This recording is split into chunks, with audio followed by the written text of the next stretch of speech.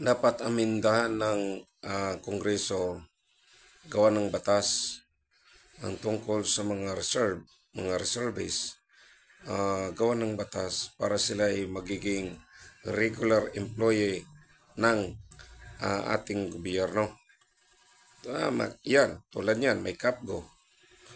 Hindi man pantay sa sweldo ng mga regular army at regular police, no? Kasi sila ay ano naman talaga, dumaan talaga sa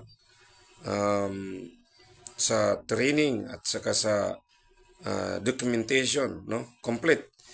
Dapat ito ay bigyan ng gobyerno ang mga reserve army at police. Kasi tambay yung iba. Wala na nga ginagawa. Kailan nyo ba pansinin? Yung tulad ng kapgo, may mga kapgo. Kung gusto nyo naman kapgo, o di bigyan din natin ng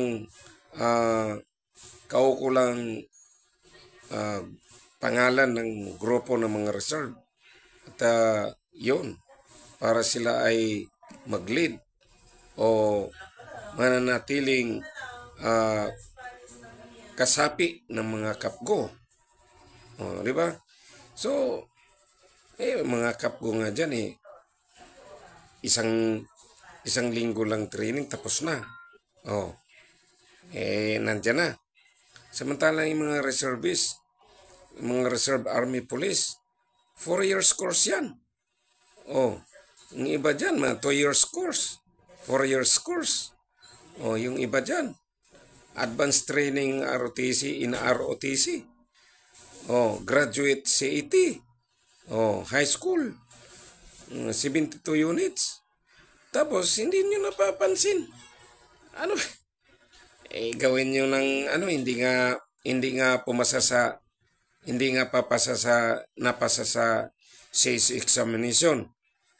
Paano yan? Hindi walang trabaho? Naghanap kayo ng bigyan ng trabaho ang mga taong bayan para matulungan ng gobyerno. Tapos ito, ang iba dyan gumagawa na lang ng hindi maganda. Di ba? Laban sa gobyerno. Kasi hindi nyo na napapansin. Dapat pinapansin na amindahan nyo ng batas. Anong ang gawin yung batas dyan? Para yan ay magkaroon sila ng trabaho at maging regular employee sila ng ating gobyerno. Hindi tayo mag-hard. Ang dami na dyan ng mga reserve.